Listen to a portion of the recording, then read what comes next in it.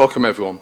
I'm Councillor Matthew Whittington, Campman for Health, Wellbeing and Social Care and the co-chair of the Portsmouth Health and Wellbeing Board. Limited public seating has been made available. However, this meeting is also being webcast to allow the public to attend remotely if they so wish. Please be advised this public seating area is not in view of the camera to webcast this meeting. And I don't think we've got anyone in today. Okay, that's great. So if the continuous fire alarm sounds, please evacuate the room and public gallery by the stairwells. Do not attempt to use the lifts. Please assemble by Queen Victoria's statue in Guildhall Square. In order to comply with the Guildhall Trust Fire Marshal regulations, anyone who signed in at the Guildhall reception desk should sign out when leaving the building at the end of today's meeting. May I draw everyone's attention to the fact that the meeting will be live streamed. Everyone speaking via a microphone will be on camera, including those making deputations. Members of the press and public are also permitted to record the meeting on the understanding that neither disrupts the meeting nor records those stating explicitly they do not wish to be recorded. Please can everyone use the microphones. You can bend them towards you. It's very handily, tells me here. And remember to switch them off when they're finished speaking. And it's the button at the bottom of the thing, or the side, I think, for most of you. And don't hold it down, just press it. It will turn it on, and then press it again to turn it off. So we will just make some introductions. So we will start on my left.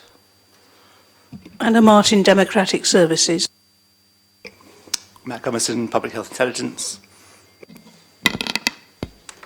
Simon Cooper, Portsmouth Place, NHS.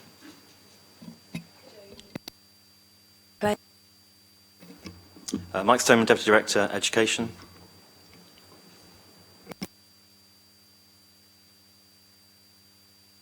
Helen Atkinson, Director of Public Health, Portsmouth.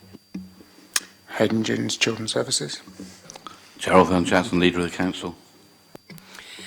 Susie Horton, Cabinet Member for Children, Families and Education.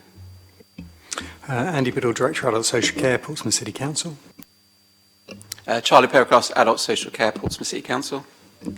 I'm Councillor Scott Pater Harris and I'll be giving a deputation on item 6, and I'm also giving a written one from Councillor Weems because he cannot attend. Terry Norton, Deputy Police and Crime Commissioner for Hampshire and the Isle of Wight. Councillor Lewis Gosling, the Conservative Rep on the board. Paul Markham, Hampshire Constabulary, Portsmouth District Commander. Kirsty Ranford, Director of Student Support and Progression at City of Portsmouth College. Lorna Reevely, Chief Officer of the Hive Portsmouth. Diane Sherlock, Chief Officer of AGK Portsmouth. Roger Batterbury, Chairperson Health Watch Portsmouth. David Williams, Chief Executive, Portsmouth City Council. David Goosey, Chair of the Portsmouth Safeguarding Adults Board. Yinka Adeniran, Councillor for Charles King's Ward. Thank you very much, everyone. As Scott has mentioned, he has a deputation request, which I have.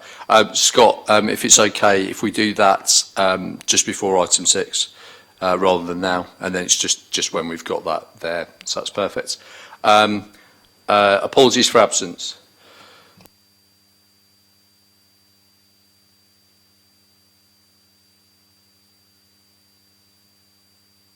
So Dr Linda Colley, Sarah Beattie from the Probation Service, Sarah Daly, represented by Hayden Gins, Penny Emmerich from QA, Professor Anita Franklin from the University of Portsmouth, James Hill from Housing, Kelly Nash, Paul Riddell from the Hants Fire and Rescue, and Susanna Rosenberg and Alistair Snell from the Solent NHS Trust, and then also Councillor Brian Madgwick.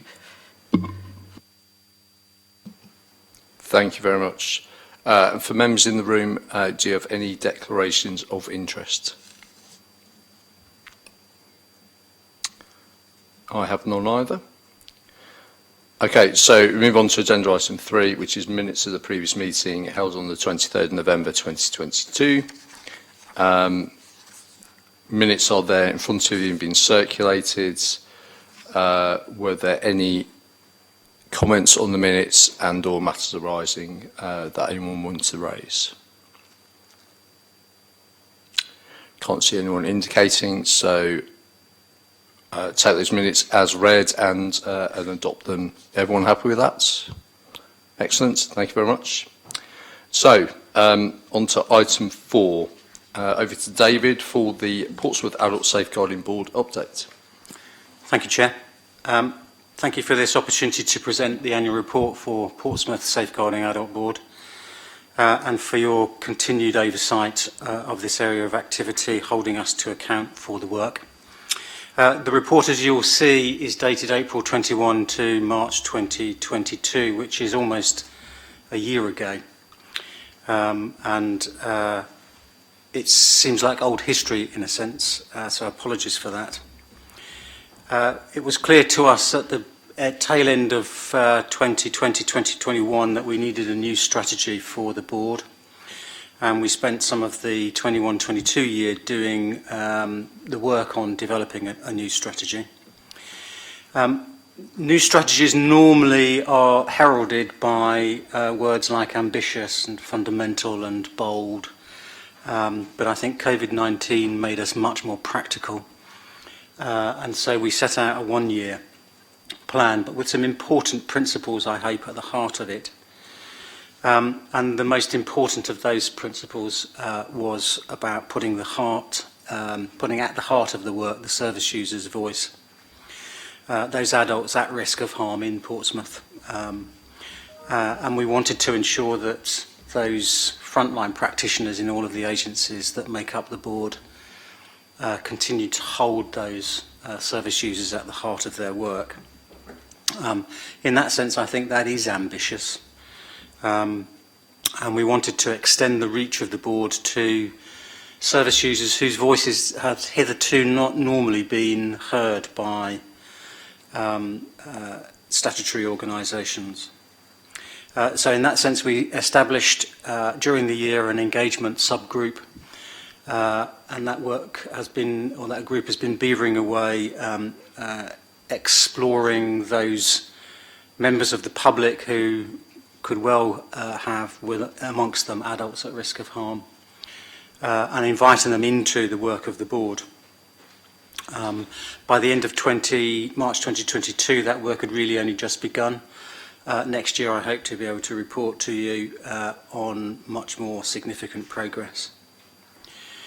We also wanted to look into hearing the voices of some particular groups of adults at risk, notably homeless people, those adults who misuse drugs and alcohol. And we heard, through a commissioned piece of work, some really important activities from Alcohol Change UK, who delivered some very key training to a number of agencies that are represented on the board. We had 2 safeguarding adult reviews published in the year, one for a youngish mum who sadly died by suicide in a hotel in Portsmouth, and the other by an older woman who died in a care home. And it's interesting, I think, that for both of those people, we hadn't properly, or the agencies hadn't properly captured their voices, or the voices of the carers of those people around them. So that reinforces our desire, I think, to put the service user's voice and their experience at the heart of what we're doing. I think during the year in question and subsequently, the need for the board to be much more bold, if I can put it that way, to champion those service users' voices is still critical. And so I commend the report to you and to seek your continued support and scrutiny to hold the board to account for its work. And if I might add a very small postscript, a little more funding would also be very helpful.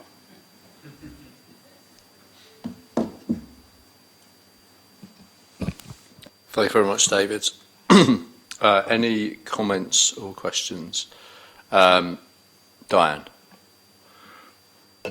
Thank you, Chair. David, I thought this despite its age, this is a great report, and I think its transparency and honesty is to be commended, and I found it very emotional reading through it, partly because I employ the granddaughter of one of the people in the case studies. But I did wonder, on page 25 or 11 of your report, where the pie charts are shown, is voluntary sector support in amongst that, or has it now become a standalone? I know we're doing a lot more work together, so I was not judging this in any way, other than wondering where we were in that, because of course as a sector we hold an enormous amount of information about people, and I just wondered about the progression and where we were today. Thank you. Thank you. I think that's a really important point, and part of our engagement subgroup work is to not only bring in individuals and groups, but organisations. And so I think we've got some very important work to do just what you've just described, actually. Andy. Thank you, Chair. And thanks to David for bringing the report. I'd agree with the comments. I think it's really important that we have a level of scrutiny and accountability for the work that's done in the city, particularly the work of strategic bodies that's overseeing what happens on the front line. I think whilst David made a slightly tongue-in-cheek allusion to the funding issue, that is something we're going to have to tackle this year. We had a safeguarding peer review in the calendar year of 2022 through the LGA and ADAS. It was a great review. It was done in a spirit of appreciative inquiry with a lot of people with a lot of experience in safeguarding. And they did conclude that for Portsmouth there is an issue about funding of board activity. It's something that's on our executive group today, I think it is, and it's something that's on our next board to discuss. But we are comparing ourselves against other boards. We are struggling in terms of the resources that we allocate, comparing ourselves both against other safeguarding adult boards in Hampshire and the Isle of Wight and regionally, and against children's partnerships. And that limits what we can achieve as a board. So it's just really to help the Health and Wellbeing Board understand that this is a live piece of work that we need to do, and it's likely to be difficult given the pressure on all of our budgets at the moment. Thank you. David. Thank you. I just wanted to lend support really to David's determination to ensure that the voice of those with lived experience is heard more at boards like that. It's something that I've been talking to the chief execs across the Hampshire local authorities about as well, particularly in relation to the emergent integrated care partnership. But also it's come up at the Integrated Care Board as well. And I think finding the most appropriate ways to do that is a really important challenge for us all. Thank you. Thank you, David. Any other? Oh, yes, Jo. Yeah, thank you.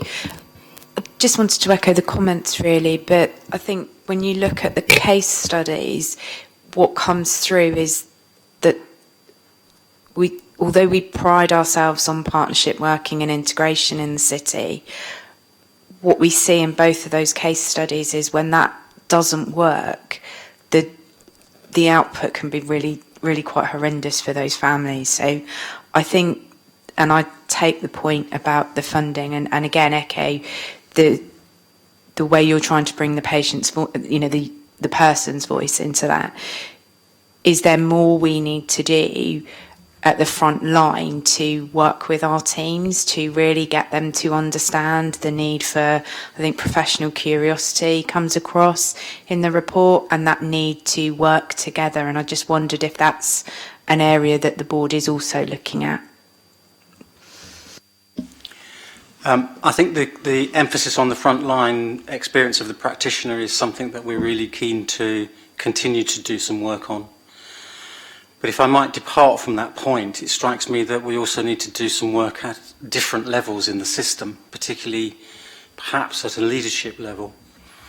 I've said this during the peer review this year, rather than the one in question, that whilst in Portsmouth the integration of services is heralded as a really important and very promising set of activities, I do wonder sometimes whether we privilege cohesion amongst practitioners, amongst agencies over some other types of voices.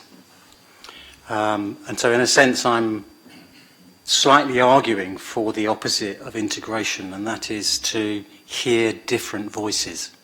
Sometimes they will be discordant. Sometimes that will generate conflict. But my concern, I think, is, or my emphasis here is that sometimes conflict is our best friend. It tells us things that we might not ordinarily know.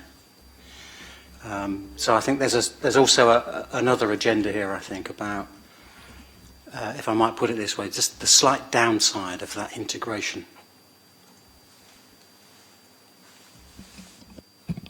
Thank you. Thank you, David. Any other comments?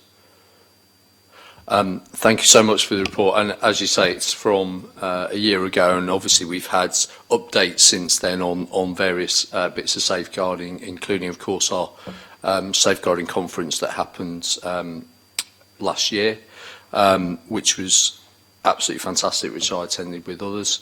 I think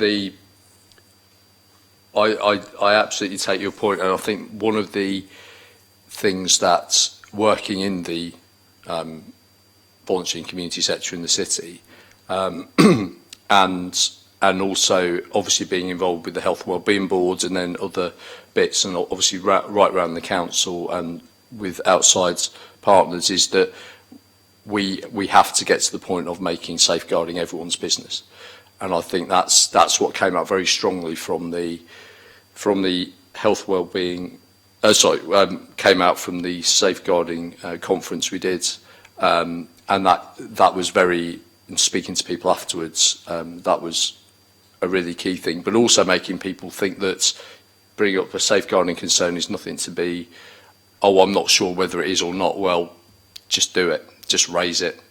But also, as I know I've talked to Andy about this, and within our social care team, but also with colleagues out and around, is that getting people in the community raising those safeguarding issues when they and understanding what it means and everything. And I think, as speaking as a city councillor, I think we do have a real responsibility as the 42 councillors here at the city council to take a lead on that as well within our communities.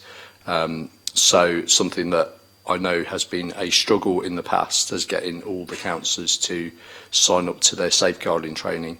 But I can emphasise how important doing safeguarding training is, because we have involvement with lots of people in lots of different scenarios, and we need to be making sure we're setting that example of raising concerns at that time. So I think, and for all of us on the board, in whatever capacity we're here, I think that's also something we can do within our organisations and within the wider community. So that's something I've certainly taken away in the last year or so.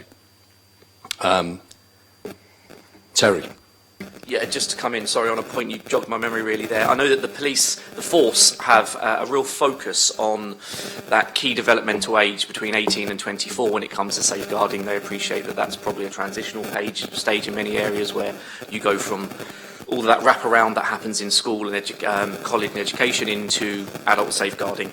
And I guess there's some work to be done there around that key developmental age from a policing perspective. The force tell us that it's an age where people's habits are often the threat to themselves, where they're taking drugs or experimenting with various things, and they're trying to get into those kind of spaces where people of that age are. But I do think there's some work to be done around looking at what other agencies do around that transitional period, looking at you know, is it a handover, a straight, you know, if you're 17 years of age, then we're going to kind of put your application on hold because soon you're going to be 18 and it'll be a different agency, or is there a smooth transition? So it would be good to hear or learn from, you know, other agencies and what they, in terms of what they do around that key. I think it's a real key developmental age, 18 to 24. You know, is there a stall in getting people involved or engaged in that adult service if they've been accessing it through their younger years, and what can we do in terms of sharing good practice? The police have a view on it. I'm not sure if others do. Thank you, Terry. I think certainly the transition the transition stage has been something that's come up consistently with through David. I don't know, David, did you want to make any comments about that? We have, during the year in question, actually developed a new policy on transitions for young people into adulthood. And I think it's quite a forward-looking policy, and there have been a number of requests from other areas to make use of that policy. But you're right to point out this area as one of the key ones for us to continue to have some oversight over. It strikes me that in Portsmouth and in lots of other places too, there are some groups of young people moving into adulthood who are served really well. Those with significant disabilities, for example, are normally served very, very well by both social care and health services. But there are other groups of young people who society doesn't look at in the very same way. Those young people who are 15, 16, 17 and have a career with the police, as it were, and maybe have had difficulties with school, and those are the ones that we don't tend to look on in the same kind of way. And so it seems to me that when we're thinking about those young adults who are moving into different systems, and where there is that complete lack of wraparound by the time they get to 18, we've also got to confront some really important societal attitudes, I suspect. And possibly even shift some resources in a different way. Policies are great. It's the practice on the ground that makes the difference, isn't it? Thanks, David. Thanks for everyone's contribution on this, and thank you again, David, and your team for the report. Is everyone happy to accept that? Brilliant. Okay, thank you very much. So on to item number 5, which is the Preventing Violent Extremism Strategy. So Andy and Charlie, over to you. Thank you. Thanks for the opportunity just to update on the Preventing Violent Extremism Strategy, also known as the Prevent Strategy. So we've got one recommendation today, and that's to support the continuation of prevent delivery at current levels to meet the local authorities' obligations under the Counter-Terrorism and Security Act. I won't go into too much depth in the report, but I might say a couple of things about the headlines. So in terms of the background, we just provided a little bit of background around Prevent. So it's the prevention part of the counter-terrorism strategy called Contest. And there's an obligation on specified authorities, the local authority being one, to have a due regard to the need to prevent people from being drawn into terrorism. So it was a legal obligation from 2015. There are 10 local authority delivery benchmarks in place now, and that's a new development in the last couple of years. So it varies from having a risk assessment to a Prevent Partnership Board to an agreed partnership plan and a channel panel in place. So the channel panel is the case management side of Prevent, and that meets every month in Portsmouth and any other local authority area. And we had a Home Office assessment last year, so it deemed Prevent operational delivery in Portsmouth and channel practice to be strong, with aspects highlighted as good practice, and it particularly noted our multi-agency board that operates on a quarterly basis. So at the moment we're just revising our training and communication and community engagement plans. There is now also an annual assurance statement that we need to provide to the Home Office along with the channel, the case management side of Prevent, and that looks at a number of documents, an action plan, situational risk assessment, venue hire, to make sure that there's no extremist speakers that would seek to book within our venues in the city, and a communication and an engagement strategy as well. So we provide updates to the Home Office on those particular documents. The Office project, so the Office project was our EU project that we managed to secure external funding for, so that's been for the last 3.5 years.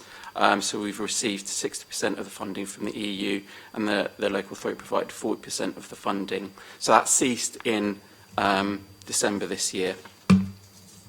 And we've just provided some statistics around the Office project. And also, I've just provided a little bit of information around the current arrangements in Portsmouth, the makeup of our delivery board, the staffing, and also the support that we provide to educational establishments through our dedicated education officer, John Webster, who sends out regular bulletins to schools, higher education, further education, and provides a great deal of training to schools in particular. And I briefly mentioned the channel process, and again we meet on a monthly basis, and the Home Office did note that is extremely well represented across different statutory agencies in terms of trying to support vulnerable people that are referred into that scheme.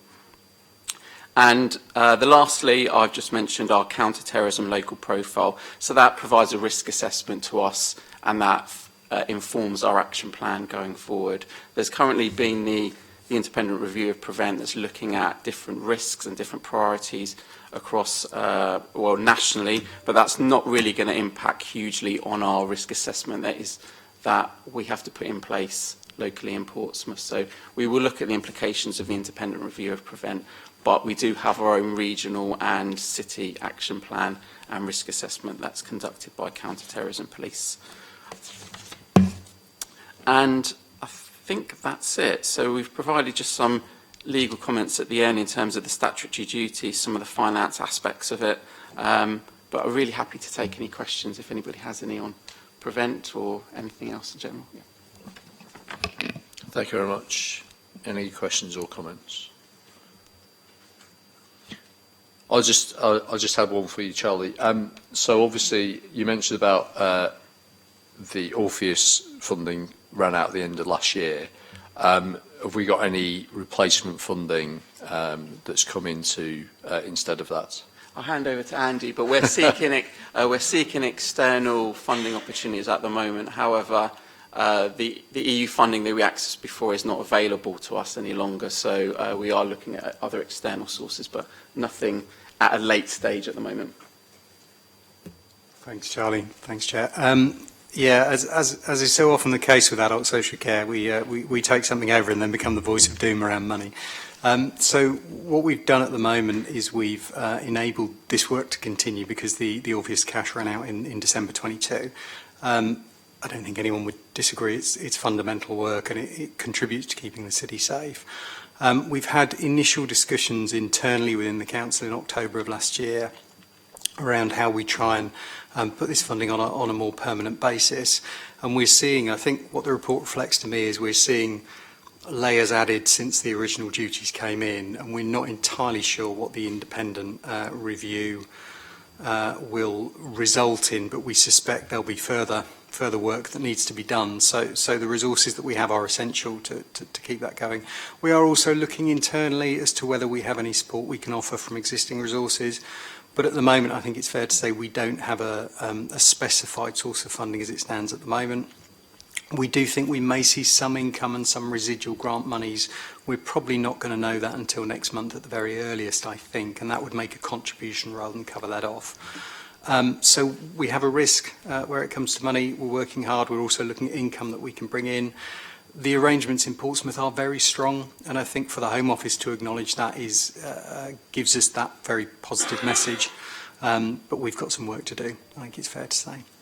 Thank you. Thank you. Gerald. Thank you. My understanding from the government was that all EU funding that was lost was going to be replaced by the UK Shared Prosperity Fund. Presumably we just write to them and say, can you send us a cheque, because that's what you said and that's what you need to do. We can certainly try that. I'm not sure I'd have faith in that. I take your point, Gerald. One of our options is to also say look, government, we've got this really strong process in place, we've got this really strong partnership in place, but we have an issue with money. We didn't want to rely on that. Oh, maybe we need to write to the MP for Portsmouth North for her help in trying to make sure the government sticks to its word. We can certainly do that.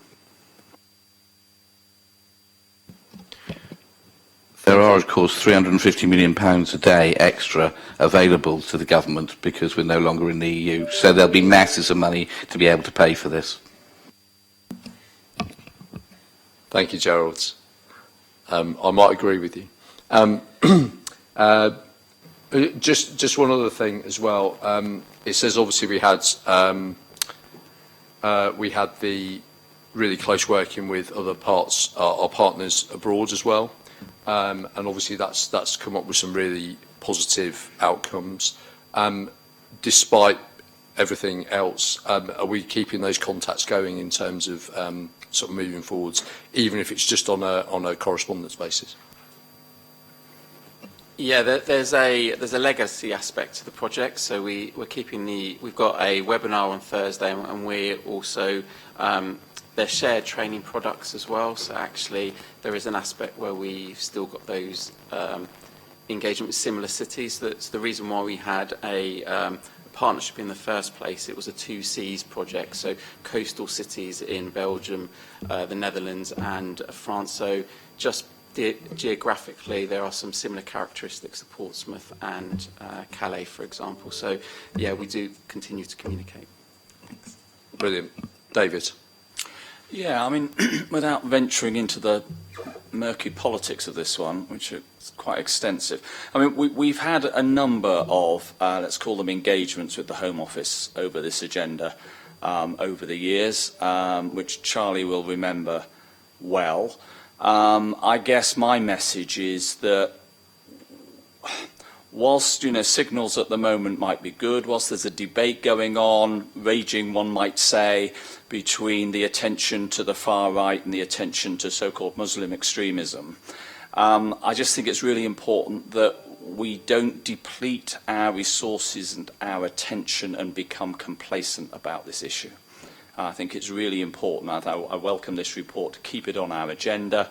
And I think that we should be pressing for opportunities to fund this, both the very soft side of this and some of the sharper end side of this, wherever we can find that opportunity.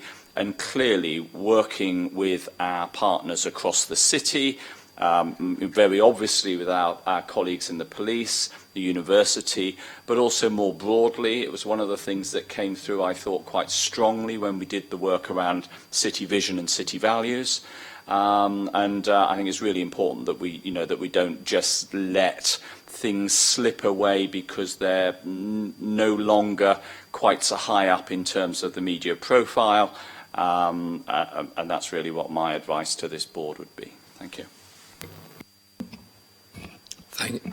Excuse me. Thank you, David. And I think it very much in a side of it really fits into what we were just talking about in terms of safeguarding as well, because obviously this is about making sure that we're looking out for people in our city and about working together and having everyone involved in that kind of thing. So thank you very much for that. And thank you. Oh, Charlie, yeah, go ahead. I just wanted to add, just to highlight David's point, the risk, that the Home Office are moving towards addressing the Islamist risk to the greatest degree, and that was essentially the same position back in 2009. But within Portsmouth, we've been very cautious that we want to deliver this in a proportionate way, and that we're sensitive to the feelings of our communities in Portsmouth. So that's been an overriding kind of characteristic of our approach in Prevent. So we don't want to stigmatise, we don't want to feel like communities are targeted by this agenda. So that's just been a golden thread throughout our work within Prevent. So I just really wanted to highlight that and build on what David mentioned.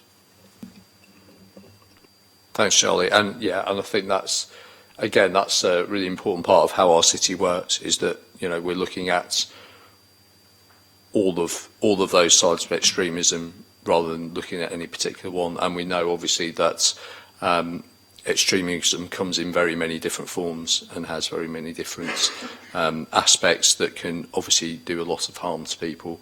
And also, of course, it targets a lot of very vulnerable people. And so thank you so much for the report. That's been really, really helpful. Is everyone happy for that to be adopted and noted? Thank you very much. So item number 6 is the pharmaceutical needs assessment. So Scott, over to you to do your deputation and to read out Daniel's. I'll read Daniel's first, if that's okay. That's fine. It's just, obviously, Daniel has put his words down, so I'll read them verbatim, so apologies. I would like to address the issue of pharmaceutical services in our city with a specific focus on the Hillsey area. As you all know, pharmacies are an essential part of our healthcare system, providing access to vital medicines and advice for patients. However, many areas in our city, including Hillsey, are facing a shortage of pharmacies, which can have a significant impact on the health and well-being of the local community. In Hillsey, there is currently only one pharmacy, Rowlands, which is serving the entire area, which can be a major inconvenience for residents, particularly those who are elderly or have mobility issues. Furthermore, with the pandemic, the demand for pharmacy services has increased significantly, putting more pressure on already limited resources. I think it's crucial that we address this issue and work to improve access to pharmaceutical services in Hillsey and across the city. This can be achieved through a range of measures, including creating a pilot for community pharmacists to prescribe, and most notably allowing local and national providers to take over the existing Rowlands practice. I urge the board to take action on this matter and collaborate with local healthcare providers, policymakers, community groups to improve pharmaceutical services in Hillsey and beyond, and by doing so we can ensure that all members of our community have access to the essential medicines and support they need to maintain their health and well-being. Okay, that's Councillor Weems. That's very elegant, much more so than I will be. Bear with me. So your report today states the current P&A was published in October 22, and it stated that further loss of pharmacy provision in the city were likely to create a gap. I recognise that your report today states this can take a more streamlined approach, creating a local process that provides that response, and I do welcome those steps, and I welcome the approach you're taking because it seems a bit more logical and sensible. As stated by Councillor Weems, in Hillsey we only have one pharmacy, and while it's not in your report yet, we have been informed that the Rowlands plan to close the pharmacy on London Road and merge it with the Kingston branch. And if you look in Appendix 1, the closure of Rowland Pharmacy on London Road will create a geographical gap in the community. It would also mean that there's no pharmacy provision in the ward moving forward. I've completed a rough estimate, and it would impact over 2,000 people. There are a large number of older residents in sheltered and retirement accommodation in the area for whom the distance to alternative provision is too far, and that would represent a reduction in provision for them. And after speaking to residents last week and over the weekend with colleagues, residents are concerned, they're worried, they're anxious about how they will receive their medication if it's allowed to go ahead. And that's one of the reasons Councillor Weems isn't here, because he's torn a ligament in his foot because he was door knocking with me at the weekend, so apologies. I personally believe that this merger cannot and should not be allowed to happen. It would be a disaster for Hillsey Ward and leave no provision covering a vast majority of the ward, with the only provision being on Copner Road and into Anchorage Park, which is already stretched. I'm slightly jumping the gun because I know it's not in the report, but we have launched a campaign to ensure that Hillsey retains its only pharmacy provision, and I would respectfully ask this committee to use the powers it has when it comes forward via this report to ensure that this merger is not allowed to happen and provision is retained in the area. I thank you all for my time. I don't come here often, and I hope the next time I come here it's to propose that the merger doesn't happen. But thank you for your time. Thank you, thank you, Scott. Matt, over to you. Thank you, Chair, and I'll run through the paper. I can briefly just respond to the concerns that Councillor Pater Harris has raised and reassure him that the process that we're setting out in the paper, if agreed by this board and the revised P&A, would absolutely mean that if and when we receive notification for consolidation for that pharmacy, which, as you're aware, we haven't officially received yet, the view of the Health Wellbeing Board, I believe, would be that we would oppose that. And we've received reassurance from NHS England that if that's what our P&A says and that's the view of the board, then their decision would be to oppose those closures too. So it won't prevent the closure going ahead because pharmacies can still choose to close, but it would mean that another provider could choose to open in that area. So hopefully that should provide some reassurance. However, the wider issues around community pharmacy are going to be picked up by Simon after we've done the P&A reports because the potential closure in Rowlands is one of several that may happen, as well as the ones that are covered in the report. So in terms of the P&A itself, as you'll be aware, we published a P&A, you approved a P&A and published it in October last year for the next 3 years. But because of the timings of the closure around the Elm Grove pharmacy, in order to now identify that as a gap, which this board made clear it wishes to do, we now need to produce a new pharmaceutical needs assessment. So what we're aiming to do is have that ready to start the statutory 6-day consultation by the end of February, and we're asking in this report that the chairs can have permission to sign off that draft for publication on behalf of the board. It will come back to this board at the end of the consultation period for final approval. We're also asking to consider a change to how we respond to consolidation applications. It used to be a 45-day period for the Health Wellbeing Board to submit its response to any consolidation applications received. That's now been reduced to 30 days. So we're trying to agree a more streamlined process, which I think, again, with the greater clarity that we now have about what the Health and Wellbeing Board response will be, should be more, will hopefully be acceptable to you. So Section 3 of the report describes this in a bit more detail. It includes the fact that, as well as the Elm Grove pharmacy and, I should mention, the Eastney Road pharmacy, which we didn't oppose, and I think we just accepted that there were two pharmacies very near to each other, so it was a reasonable consolidation.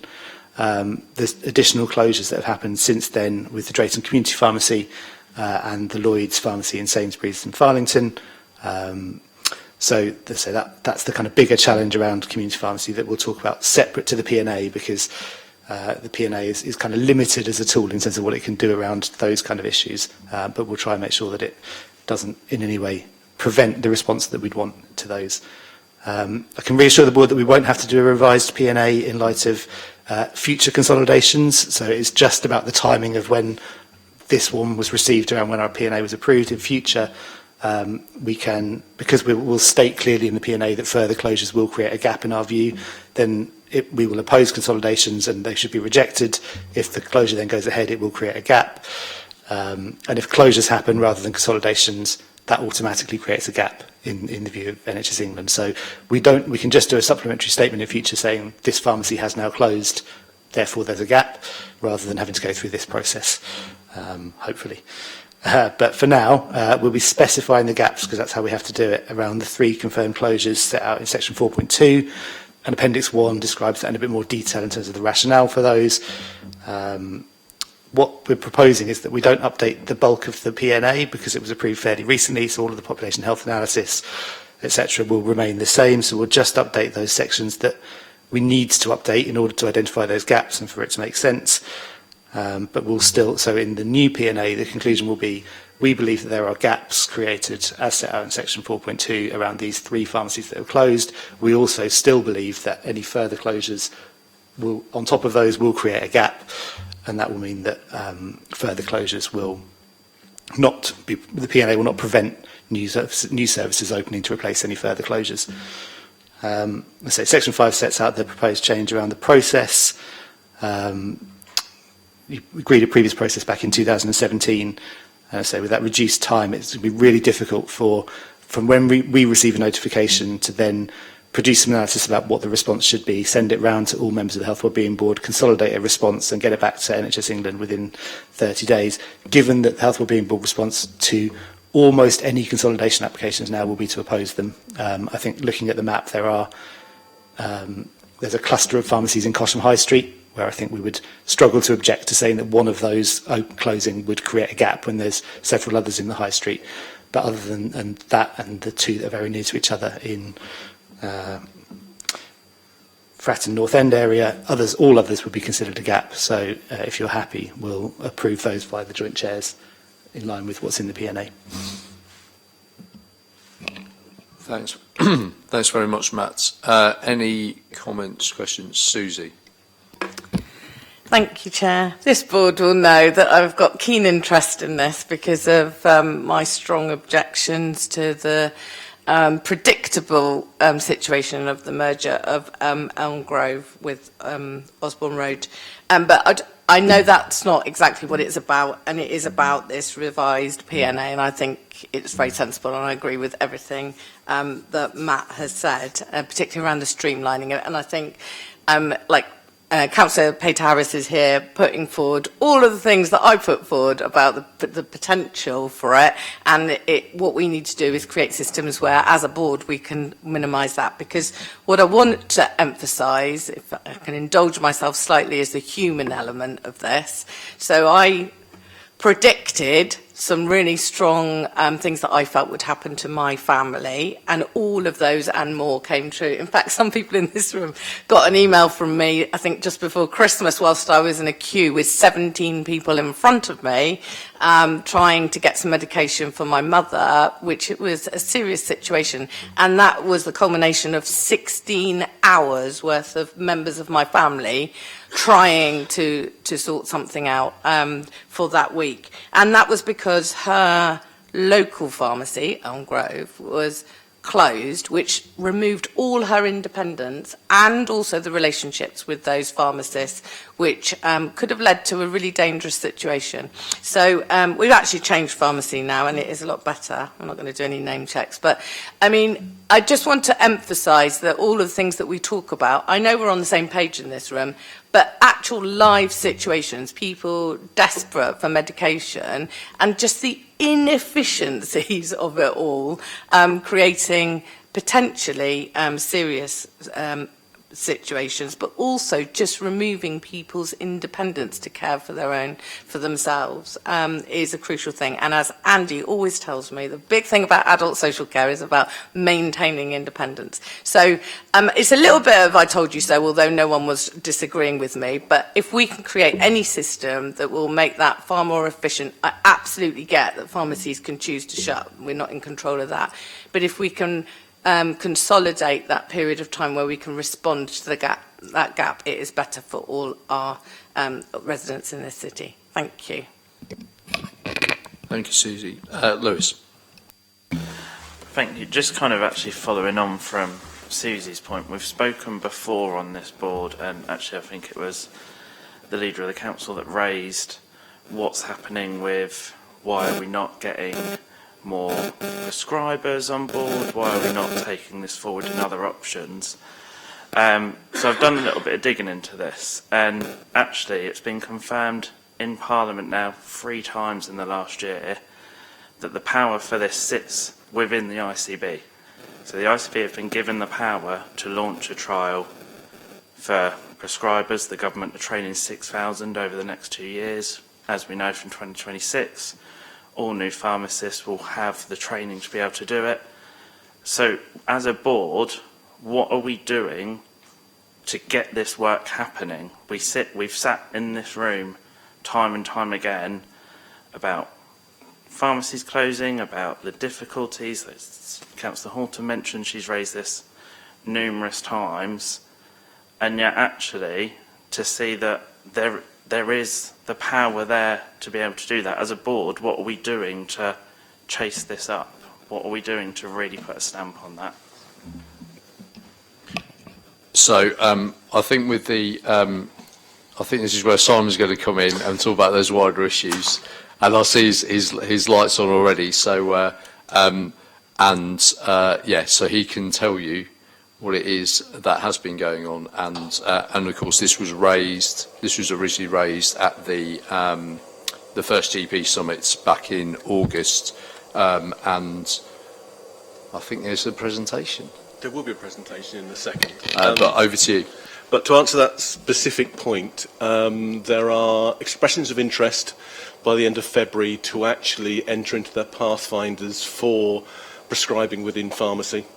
It isn't specifically community pharmacists prescribing necessarily, but it is prescribing from pharmacies. And as of last week, we've had very positive discussions with the LPC in terms of taking Portsmouth forward as one of those pilots, and we are taking that forward as part of the ICB. Whether there'll be other bids as part of the other ICB or not, but we will be taking that forward in terms of that.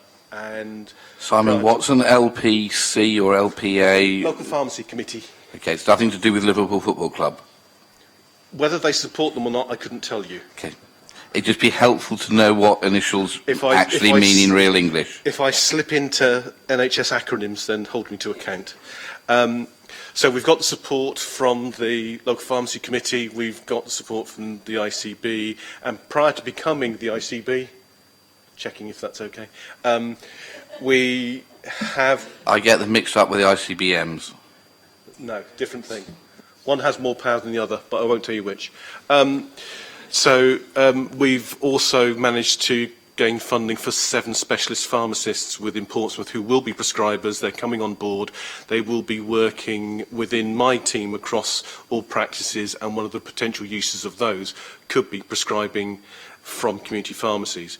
We just need to caveat that prescriber, just because you're a prescriber doesn't mean you will prescribe everything. It needs to be within your competencies, and this is an area that will grow over time, and I'm really sure that it will grow over time, but it will be a slow and gradual evolution as we see things change in community pharmacy. Thank you, Simon. I'm just going to come in before Gerald. Just to go back to Scott's and Daniel's representations, and thank you so much for your deputations today. As the South Sea ward, which has the big chunk of people who don't live within 10 minutes walk of a community pharmacy, in the same way as Hilsea obviously does, and a lot of places elsewhere in the city, I think it is. And we have in our boundary we have one pharmacy. Yes, we have another one over the road in Susie's ward, but that's right at the other end of the ward. It really does make that difference, and you can see the threat that it might make sense even on a geographical basis, because they're not that far from each other, but actually because of their catchment goes a lot further as well. So I think that point is well received, and as we've discussed before, as Susie's pointed out, and it's something that we've taken a really strong point of view on. I think it was really frustrating as well that these regulations changed just as we did our last pharmaceutical needs assessment. So this is why we're doing it again. And if these had been in place when we did our last pharmaceutical needs assessment, then we would not have had to have gone through this through this process again to do this, and we could have been much more robust in our objections at the time. But we are where we are, and I think we're in a really good place to show that A, there are gaps, and B, that every community pharmacy we've got now is really key to go forwards. So I'm just going to bring Gerald in quickly, and then we'll pass back to Simon, and then we'll have any more discussion on this, and then I will ask about us adopting the pharmaceutical needs assessment and going forward to the out for consultation. So, Gerald. So I think the report's sensible and right. I just wish we had got here earlier, because the problems caused in Elm Grove by that closure are very significant. I know it's not our decision, but NHS England, I think, would be charitably described as pathetic in their responses. Hopefully we can give them some level of backbone by having this new PNA, so that they can oppose things. I'm really worried what's happening up in Drayton and Farlington, having lost 2 up there as well, which looks very, very concerning. I think it is good that we will now say that enough is enough, and there can be no more closures. I'm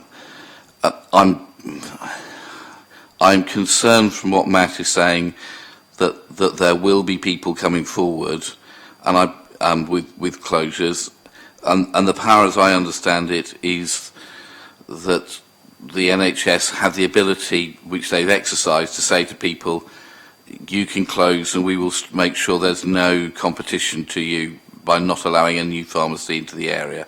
I've always thought that was wrong, but I'm glad we won't be in that position again. I think there are 2 things. I think, picking up what Lewis said, I think I would look for an additional recommendation that we go out to actively work with local pharmacy providers to see what we can do in terms of filling gaps, and making sure that we do have provision across the area.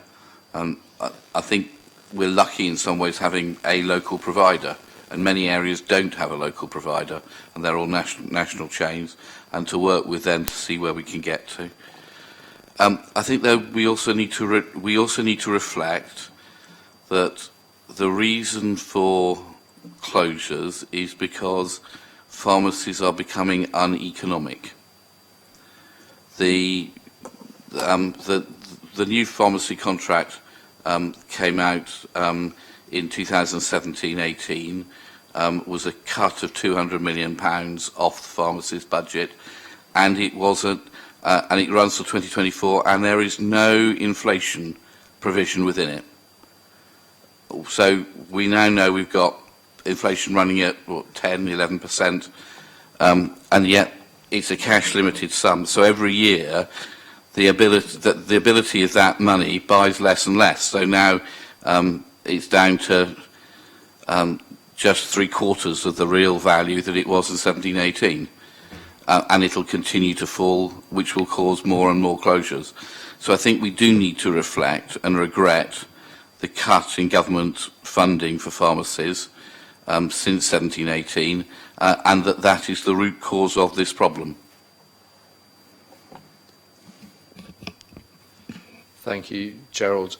Joe, and then we'll go on to Simon. Yeah, thank you, Matt. Thank you, Gerald. Just to respond to some of that, I think the ICB, as has been mentioned previously, ICBs took on delegated responsibility for pharmacy, optometry and dental services from NHS England in July 2022. I think that's a really positive step because it means we can understand the impact on that locally and across the system.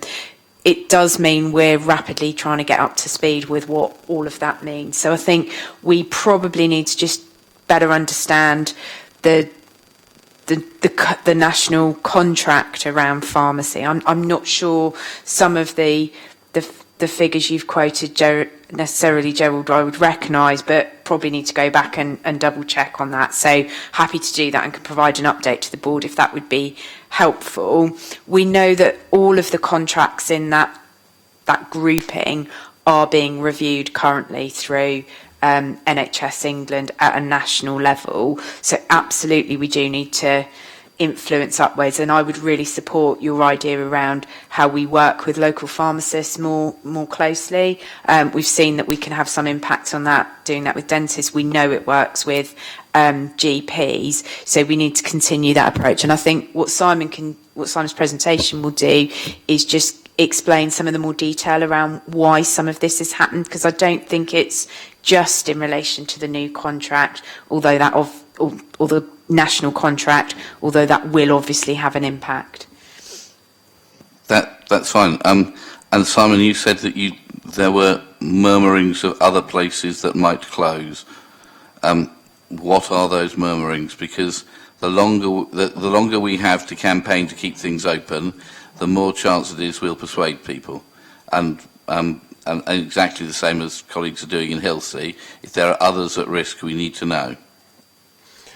So I'll touch on this when I go through why I think it's going in that direction. There are no specifics necessarily, and I'm not naming any names in terms of where I think there may be, but actually you can see a direction from what I'm going to present in a minute. And then it's about how we, both the ICB but also working in partnership in place, can influence that and make a difference and acknowledge what we might see, but how we're going to get the best for our residents as we always try and do. I was getting slightly worried I was going to be doing this via the medium of modern dance at some point. for risk of everybody. So, as I've introduced myself previously, I'm Simon Cooper. I'm Director of Medicines Optimisation within Portsmouth.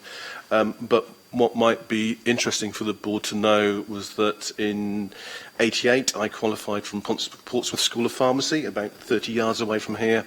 And for the first 9-10 years of my career, I was a community pharmacist, of which a lot of that time was spent in and around Portsmouth. The irony of which that one of those branches is no longer around isn't lost on me, but I don't think I can be blamed necessarily on that. It was a long time ago.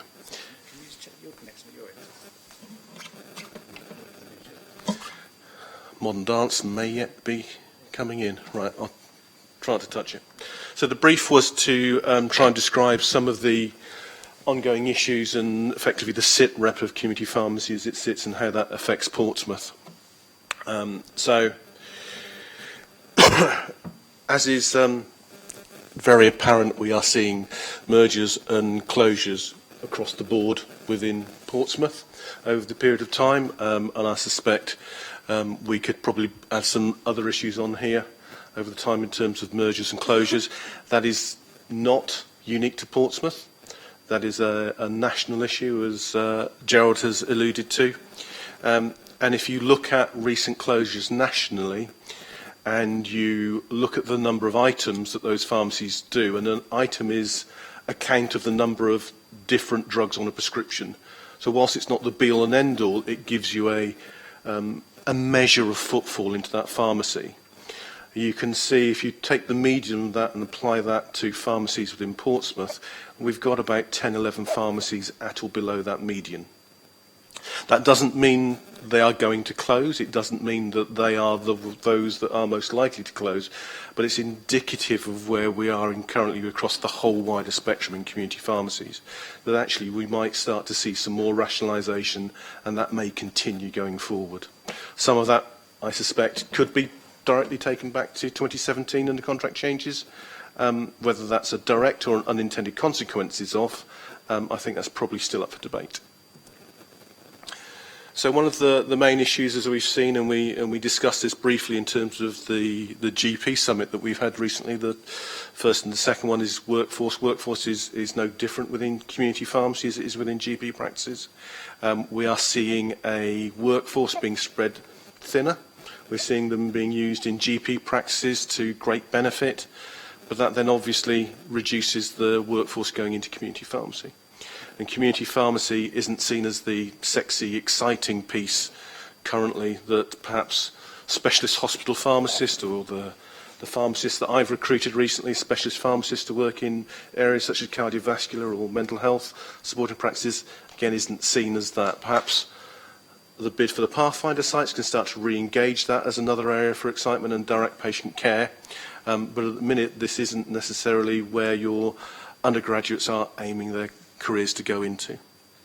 Can I just ask, when you said Lloyd's in the previous slide, us wanting to sell all their high street pharmacies, does that mean all the ones outside of supermarkets? So they have offered their pharmacies for sale. At this point, it's unclear whether they've offered all of them, but they are open to approaches. We don't know whether this covers their online service either. But when it means high street, does that mean the one on Highland Road? So this is bricks and mortar pharmacies. Whether that specific one has been offered, we don't know. But they are offering to other contractors to consider selling on their pharmacies as going businesses. And that's at a national level, so that's all of the Lloyd's. But again, we don't really have the detail. We are seeing rates for employment starting to skyrocket as well, which means that actually trying to maintain a pharmacy, if you're running on locums, is becoming less and less financially viable. And some of the salaries that I've been seeing quoted for a pharmacy manager is starting to make it almost attractive for me to go back into community pharmacy, which I suspect is the last thing that patient support would want, is me turning up as a pharmacist.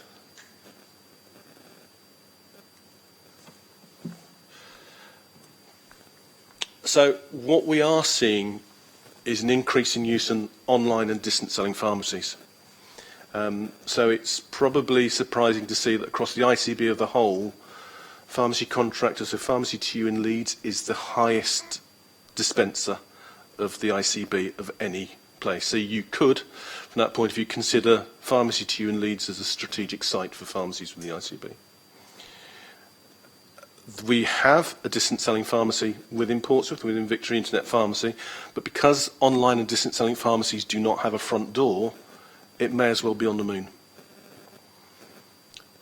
So talking back to what we've heard articulated further, that relationship with your pharmacy, that front door where you can walk through the door and get your self-care medicines, you can get your advice, patients are choosing to split that service. They are choosing to go to online services for their regular repeat prescriptions, and regularly quoted 70 to 80% of prescriptions are regular repeat prescriptions.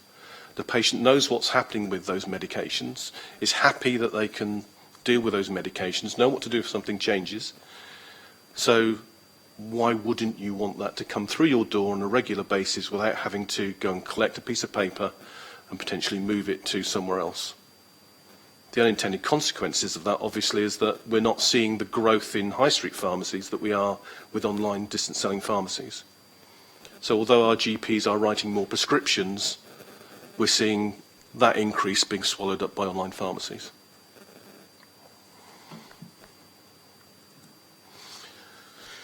Glasses down. So from that point of view, they are great, they are convenient for patients, they get delivered, which isn't a contractual obligation for a high street pharmacy. So an online pharmacy has to deliver back to the patient. It matches fantastically with things, so regular repeat prescriptions and something called electronic repeat dispensing, where the GP authorises and effectively pre-signs your next prescriptions up to a year in advance. You don't have to request them. It just arrives at your door. You'll get a phone call from the online pharmacy saying, do you still want your regular repeat? Are you happy with it? You want everything that's on the prescription. That then triggers the next dispensing, so it comes to you. So you can see how this would be particularly useful for patients on regular meds. So that easy, low-hanging fruit that you can get through your business to maintain those more difficult, challenging patients is starting to go elsewhere. What those online pharmacies can't do is they can't do that walk-in services, the self-care. Although they might be selling online medication, it's not something where you're going to go in and necessarily choose or take advice from. It's a bit more difficult. So if we start to see an increase of online distance selling pharmacies that then starts to make our high street pharmacies less viable, we start to lose the unintended consequences, as Susie described. You start to lose that relationship. And you can describe a future scenario where patients get their prescribed medication on a box through their letterbox once every couple of months. They get their self-care from supermarket or garage forecourt. Other than that, it's back to the GP. And there are a tranche of medicines, the licensed as P medicines, that are only available to be sold within community pharmacies, which are the ideal group of medicines for self-care and step down from GP care. But if patients are taking that access to that pool unknowingly from their armoury, then self-care takes a hit. So what is surprising is the age group that are using online pharmacies. And we see by percentage of patients using these services actually increase, and it kicks up at around 80 years of age. Now, this was a surprise to me when I pulled this chart off to look at it. And I think the only way I can describe this is at that point is when you start to look after your parents, or you have somebody looking after them. And it's not necessarily the 80-year-old that's going online and registering with Pharmacy to You, but it's the 55-year-old son that lives 60 miles away, asking for a friend, from their parents, and sorts out the medication, so it comes in regularly and it arrives on their doorstep. We also need to take into account that care homes will be using distance selling pharmacies as well, but it's exactly the same principle. It's somebody is looking after that person's medicine, but you can see where it's taking up. And I could only describe that triangle at the 80-year-olds starting to move to the left of these take on. So we'll start to see that happening earlier and earlier. So just finally, there's a couple of slides. Before you fall over, I'm not going to explain this slide or talk to you, but it is deliberately busy. So this is now the processes by which you can get a prescription. This is not a case of walking to the doctor, saying you have an issue, him writing out on a piece of green paper your prescription, you taking that to a pharmacy. Those days are long gone. And there are a variety of ways by which you can actually get a prescription to a patient. What is interesting is that the green arrow is the most efficient way of getting that prescription, and that aligns perfectly with online pharmacies. The blue arrow is for an acute prescription, which doesn't fit with an online pharmacy. So if you have a twisted ankle from door knocking, for example, and need a short prescription of analgesics, if your nominated pharmacy is in Leeds, then you won't be in on Friday because you're still waiting for your medication to arrive from Leeds.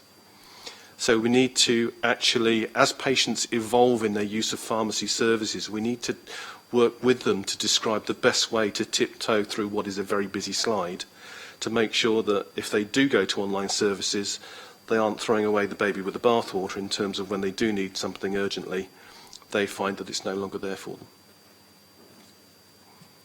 So that's me done. I'm sure there are some questions to come out. People seem to be enthralled by pharmacy services because I think everybody can relate to it and understand it. I think, Joe. Matt, yeah, just to add to that, thank you, Simon. I think, that those slides paint the sort of reality of the challenges that we're facing, and I think it's something that, as we've worked with GPs and we've increased electronic repeat dispensing, there have been unintended consequences of other policies, and again, pharmacy being commissioned in a different way probably has meant we weren't really sure that that was what was going to happen. So I think what Simon's presented is the realistic challenges that we face as an ICB, and along with other colleagues in the region, NHS England, we're now looking at this and trying to understand what is our strategy, how are we going to manage this, what are the opportunities in this, how do we work differently. We all recognise the role that pharmacists have in supporting the wider health system and supporting self-care and those lower interventions. And actually, there's much more that people could see a pharmacist for. But how will we bridge that gap if there's no community pharmacy? And they're the sorts of things we're starting to look at. I think the challenge for us locally in Portsmouth is again, because of levels of deprivation and issues, the impact of the cost of living crisis on the city as a whole, we're going to see the challenges of this first, and perhaps other areas will follow from us. So it's not a good place necessarily for us to be first in, but I think that's the reality of where we are. So we really need to think about not just the strategy, but what's our operational and tactical solutions that will start to impact quickly to resolve some of the issues in Drayton and Hilsey, for example. Thank you. Simon, can I just ask you to switch off your... Thank you very much. Lewis and then Helen. Thank you. Just a quick one, actually, on the points that Joe's raised there. One of the big takeaways from the second GP summit for me, actually, was that, and I'm really sorry, I can't remember the lady's name, that come from the community pharmacy group, who actually saw a lot of what we've just described as negatives as major positives for their industry, and actually they've been shouting for years of they can do so much more, they are so much more than someone just to fill your prescription for you. And we all know that prevention is the best cure, and it's something that actually trying to bang into NHS colleagues sometimes can be difficult on, because there's always that person at the front door that is presenting, whereas we try and look much more strategically, and actually having those plans in place for being able to really support that strong community pharmacy base and what they can do for the city. And you've quite mentioned the deprivation and stuff like that. There is a massive need for that in this city, and it's something that we have really got the tools on, I believe, to be leading on. Thank you. Yeah, and I would agree with you. I think there are always opportunities in, you know, the phrase "don't waste a good crisis and see what you can get from it" is probably really true in this instance. I think the other thing we need to recognise is they are all independent contractors and independent businesses, and there have been inherent perverse incentives between GP practices and pharmacists working together in the past. Flu vaccination is a case in point.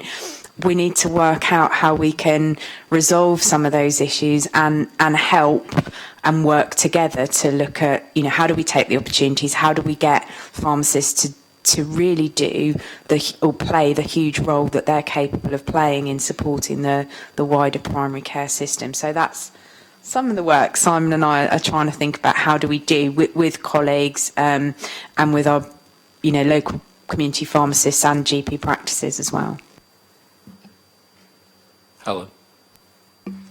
It's actually the same point, so, but I will still say it if that's okay. And I'm saying this in support of Simon and Joe, not to, because they know very well, and we talked about this. This is the same point. What really concerns me is it's some of our most vulnerable residents, as you say, that use community pharmacies and are often the first point of call for those communities. So we commission community pharmacies and to deliver to our substance misusers directly observed morphine. You know, we also, as well as we've talked about our older residents, how dependent they are on pharmacies, but, you know, we also provide quite a lot of our preventative services, like stop smoking services. They were, apart from obviously the, you know, St James's, the, you know, first part of call during COVID for people.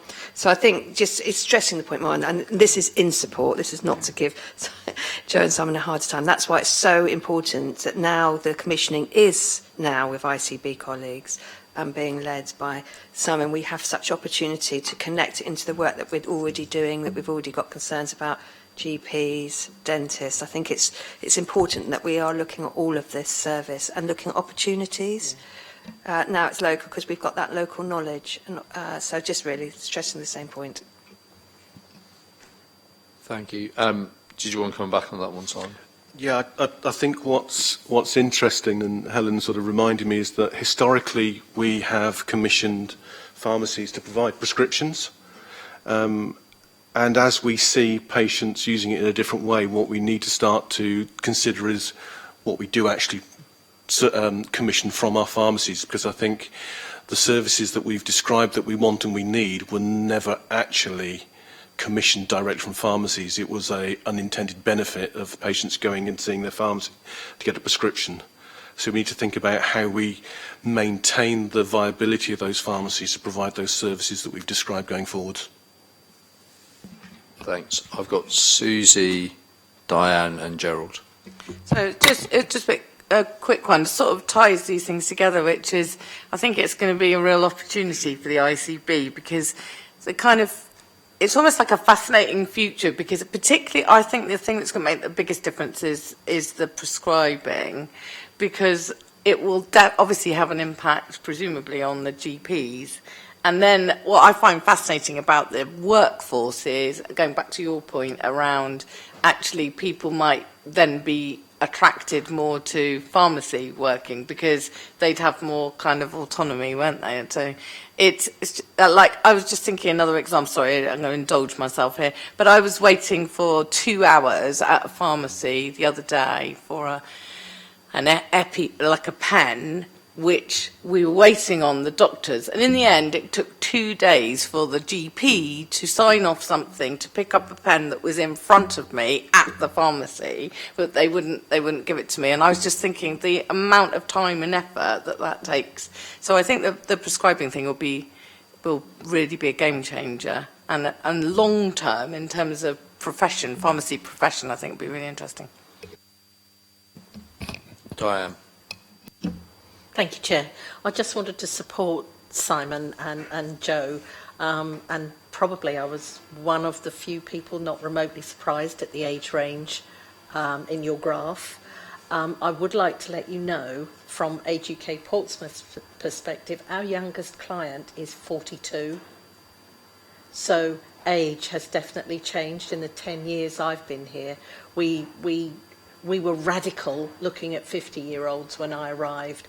We're now working with 40-year-olds, and really we've got to be looking to late 20s and 30-year-olds to be educating. So I thought I'd just give you the heads up on that age range, as I actually had to have that discussion with the national organisation who wanted to start a particular project we were talking about, age range 50, said it wasn't young enough. Gerald. I think Simon's presented us a really worrying case study, because it looks as if we will see the death of most community pharmacies over the next 10 years across the city and probably across the country. When I've been talking to pharmacy chains, they're saying that by 2024, 75% of their businesses will be loss-making, and they're not charities, so they'll close. So we're going to have a very big problem, and it seems to me the whole point of the words from government are about, in terms of strategies, about trying to support primary care, to keep people away from going to hospital and going to A&E and things like that. And yet the experience of real people is it's very difficult to see a doctor, or that's what people tell me, and it's going to become increasingly difficult to get to a pharmacy. And unless you're okay on the internet, things will become unavailable. And therefore the only options that people will have is to go to St Mary's or to go to A&E. And we're just going to be racking up pressure on the acute services, which are already collapsing. So I think the ICB is going to need to look at quite a radical change in what we do in terms of pharmacies, because it looks as if the cuts in government funding and the way in which people are choosing to access pharmacy is going to mean that most pharmacies become uneconomic. And if that's the case, then we're going to have to look at ways in which we're not relying on the private sector to do this, that we're relying on public sector pharmacies to be able to provide things for people for whom accessing it through the internet is just not a viable option. So I think we're going to have, over the next 10 years, we're going to see a complete change in the model, and that's probably going to mean, I'd have thought, either substantial subsidies or to reverse the cuts in funding to pharmacies, or the NHS having to provide them directly. So I think things are going to be very, very different. And for a lot of people in this city, where we know functional literacy is low, this is going to produce a really big problem. One of our learning points out of the expensive children's programme, or I forgot what it was. It's not expensive children. What was it? No, the one the Louis Casey used to do, troubled families, in brackets, expensive families, was we kept writing, lots and lots of different parts of the state kept writing to people, which did no bloody use at all, because quite a lot of people couldn't read. And we were very surprised people didn't turn up for appointments when they couldn't read the letters inviting them to them. So we're going to have to do some radical thinking, because pharmacies on the high street will stop being there really quite fast. Cheryl, I'm just going to ask Simon to wrap up now, because I'm just conscious we've still got 3 items on the agenda and 34 minutes to go. So, and Matt, you said it was going to be a quick meeting, over in half an hour. Well, it's pharmacies, isn't it, Gerald? Pharmacies. So, Simon, and then, as I say, we'll have to move on. So, I think, Gerald, to answer your question, yes, if we don't change. I think we need to look at what isn't currently funded of those services that we all describe that we want, and how we get those services funded. I think the historical reliance upon commissioning pharmacies just to do prescription items is probably outdated now and is not fit for purpose for the services that we want for the population for Portsmouth. And just to finish off about age, just with a very quick anecdote, one of my last structured medication reviews I did for a patient. I was considering the patient who was 92 years of age, had a hip replacement and was on a huge cocktail of drugs, and I'd already set in my mind what that patient was like until I read the line in the notes, still walks to work. The patient was 92, for crying out loud. So it is just a number, and we perhaps have to talk about people like they're individuals. Thank you very much. I'm not going to let you in, David, I'm sorry. I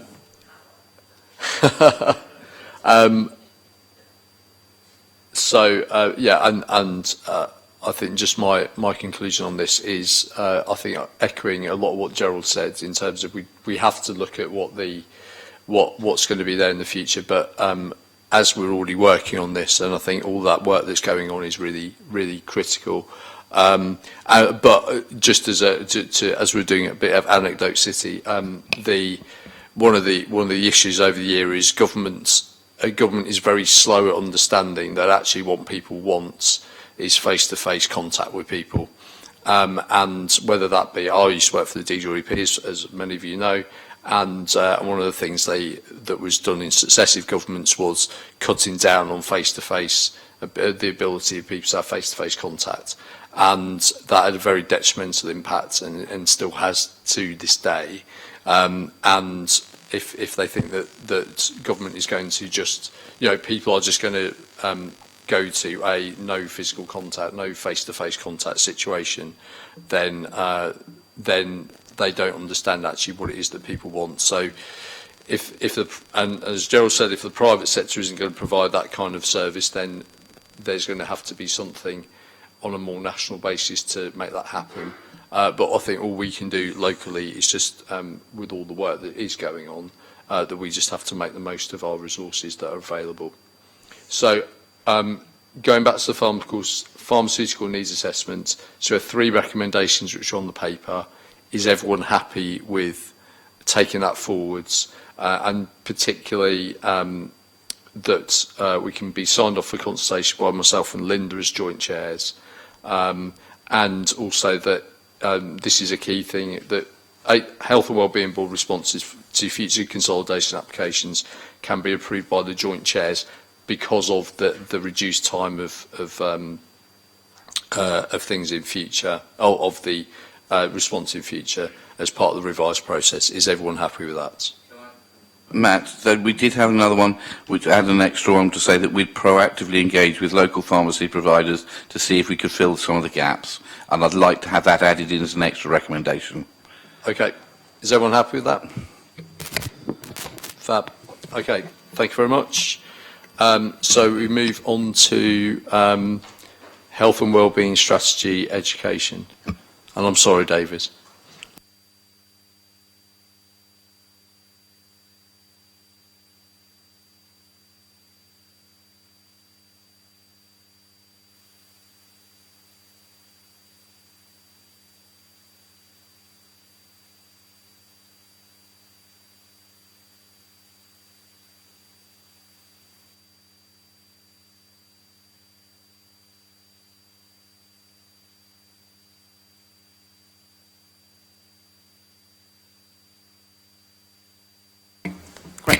Good morning. Mike Stoneman, Deputy Director of Education. I wanted to give you an update on the health and wellbeing strategy and the education element to it. And there were 3 areas there, one around supporting families in pregnancy and early years, another around developing a citywide culture of aspiration and expectation, and a third around developing models to promote school attendance and inclusion. And I'll give you a few highlights in terms of the progress we're making against those 3 areas. But I thought what would be helpful is to provide a bit of context first before I go into those 3 areas. I've got quite a few slides, so I will rattle through these at pace because I know we're a bit short of time. So if I just go into the first one.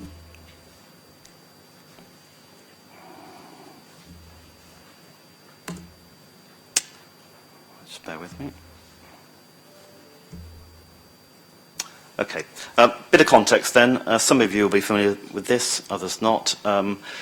In terms of the education landscape, we've got 61 state-funded schools across the city, and the important point here really is that most of our schools now are academies, so they belong to what we call multi-academy trusts. We've got 14 trusts in the city. 70% of our schools are part of those trusts, and the rest are local authority maintained schools. And as this is focusing very much on educational attainment, it's important to note that it's the academies who are the accountable bodies in terms of raising standards within those schools. Obviously, for the local authority maintained schools, we are ultimately the accountable body for that. So just making that point. Go on to the next slide.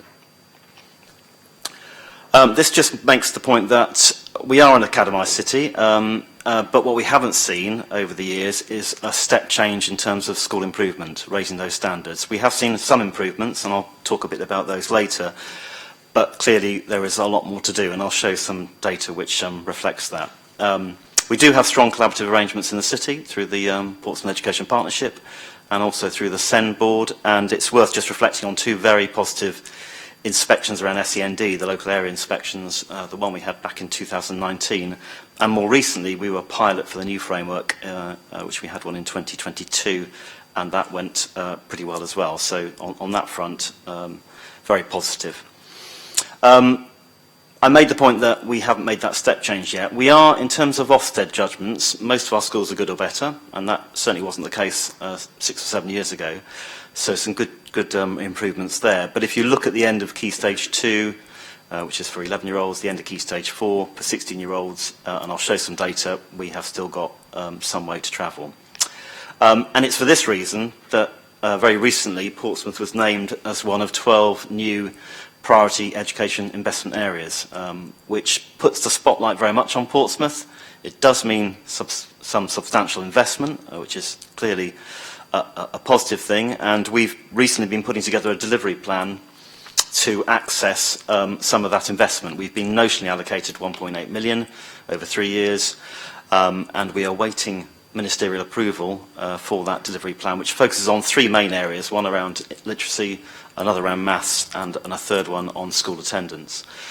We've had very positive feedback. I'm expecting the green light shortly, but still waiting for that.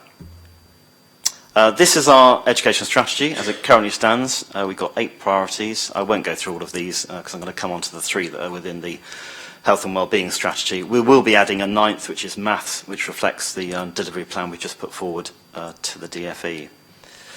Right, I'll go on to the data next.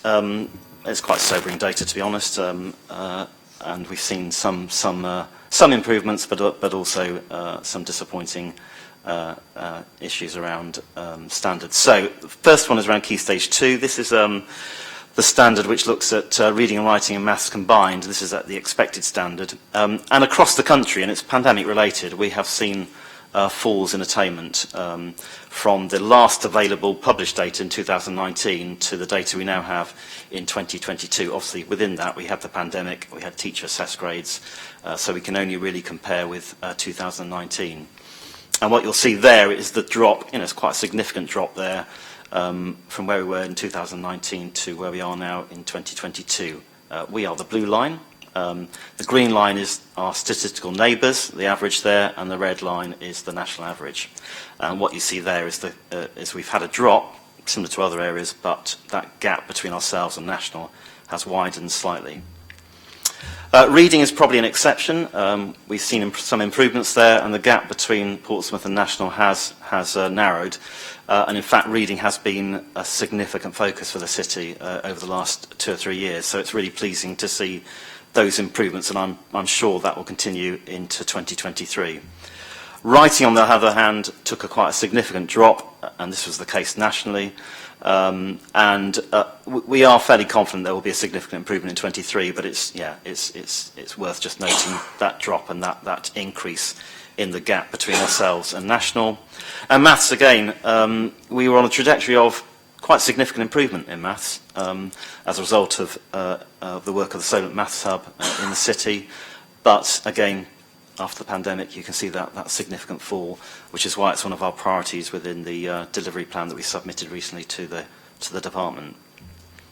If I just go on to GCSE headline figures, I won't go through this table, but I will just pick on a few graphs. So We talk about standard pass, which is grade 4 and above, and this is the standard pass for English and Maths. There you can see in the blue line we have improved, so the latest data, 2022, the data for 2020 and 2021 were teacher assessed grades. The data in 2022 were based on formal examinations, so we can make a kind of a comparison with 2019, although you have to be fairly careful with this. But there we have seen an improvement, which was pleasing to see. That improvement is reflected nationally, but the gap between ourselves and national is still fairly wide. So although we've made improvements, that gap is still significant. Same goes for the strong pass in Maths and English, strong being grade 5 and above. Again, you can see a significant improvement, but that gap is still there between ourselves and national. And the other important measure is what we call a Progress 8 score. If you want me to go through what Progress 8 means, I can do, but it'll probably take about 5 minutes.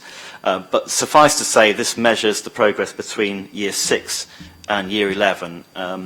And the national average is 0 effectively at the top of that graph. We're down at minus 0.35, and you can see our stat neighbour average is minus 0.11. That's quite a significant issue for us, so progress is something which we are also looking at. School attendance, just very briefly, worth just reflecting on some of these figures. I'm starting with primary here, and again we're in blue. We've seen some good improvements around attendance, particularly at primary, and we saw further improvements in 21. This is the latest published data. I'll talk a bit about 22 data in a moment. And that gap, as you can see there, is pretty much as it was previously. This looks at persistent absence, so that's where we're missing 10% or more sessions at school. And there you can see where we are there. An increase there, but similar to the levels nationally. For secondary, the situation is rather more worrying. So we're in blue at the top there for absence, overall absence, and you can see we're above national, above our stat neighbours, above the South East. And if we look at persistent absence, again, we are above all those other areas. So that is clearly an issue for us. And if we go on to quickly go on to the 22 published data, well, it's not published yet, so I'm giving you sort of early insight here. We have seen across the country falls in, we haven't seen improvements in absence, and that is pandemic related.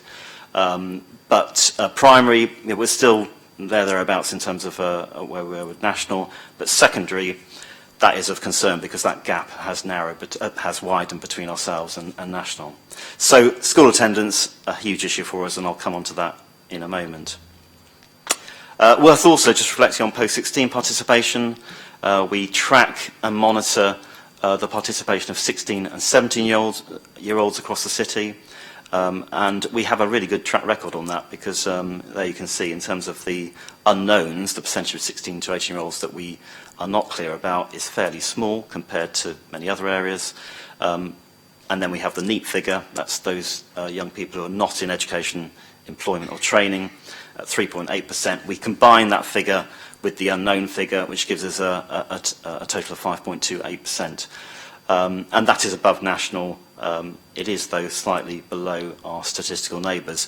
But what is worrying, and if I'd shown some trend data here, is that that number is creeping up. We were on a trajectory of improvement before the pandemic in terms of our NEET figures, but since the pandemic we have seen some small increases in the number of young people who are not in education, employment and training. So another key focus for us going forward.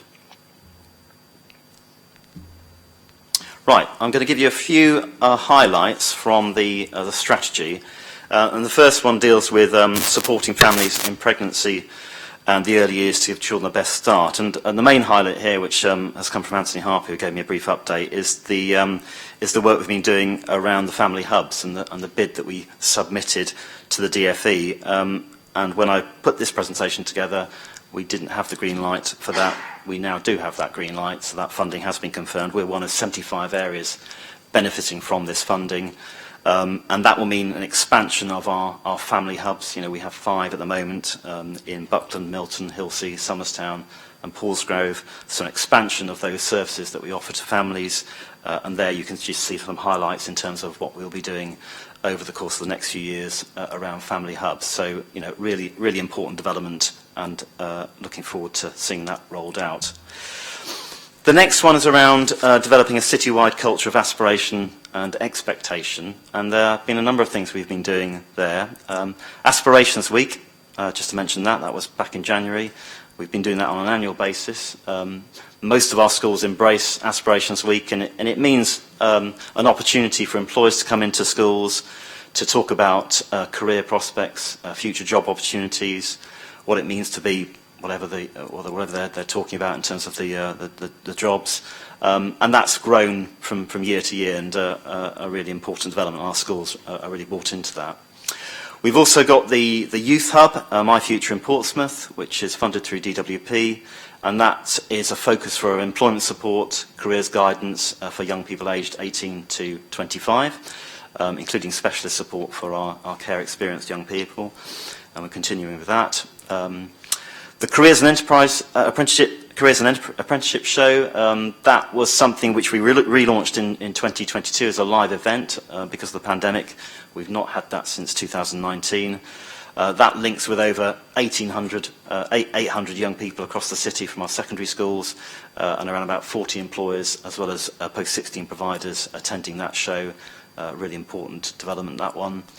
Last week was National Apprenticeship Week, and we've been working with a number of partners, such as Shaping Portsmouth, Stagecoach, the LEP, Solent Skills and Apprenticeship Hub, University of Portsmouth, and that is all about introducing young people to apprenticeship opportunities, and there's an apprenticeship bus that goes around our secondary schools delivering those visits and encouraging young people to think about apprenticeships.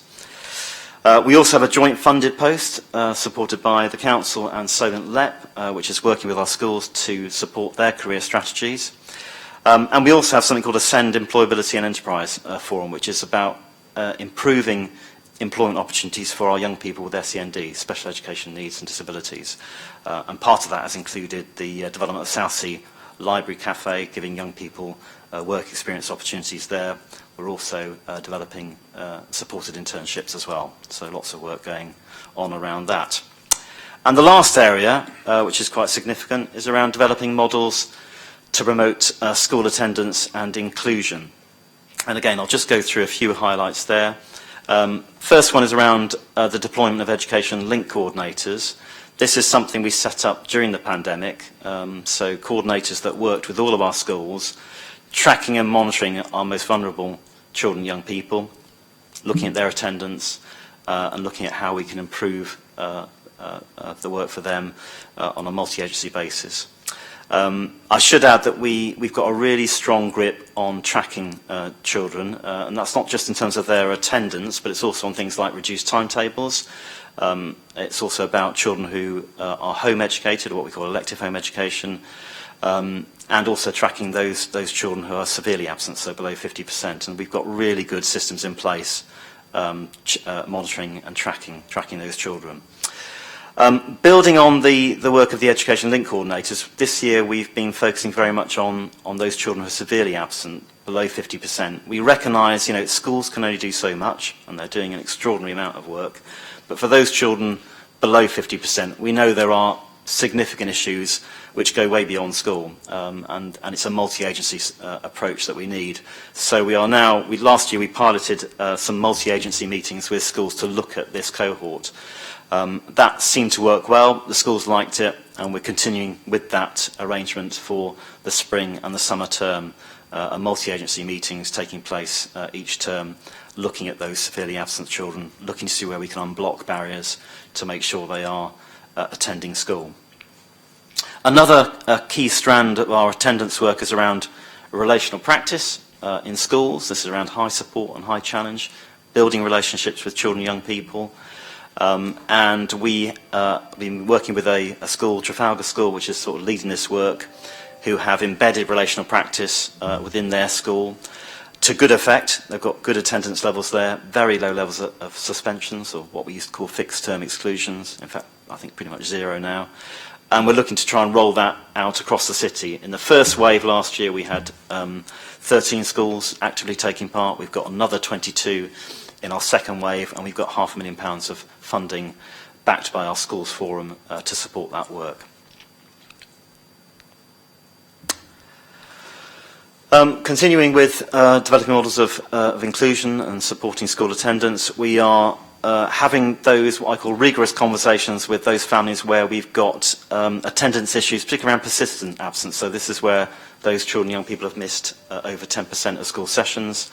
And that we hope to support through an expanded school attendance team, slightly dependent on the funding through the education investment area, but as I say, that's looking positive, so I think we can do that, and that will also include a health specialist as well, because we know that the majority of absence is health related, and it's important we have that health specialist in there as well. We've also been supporting neurodiverse children in school.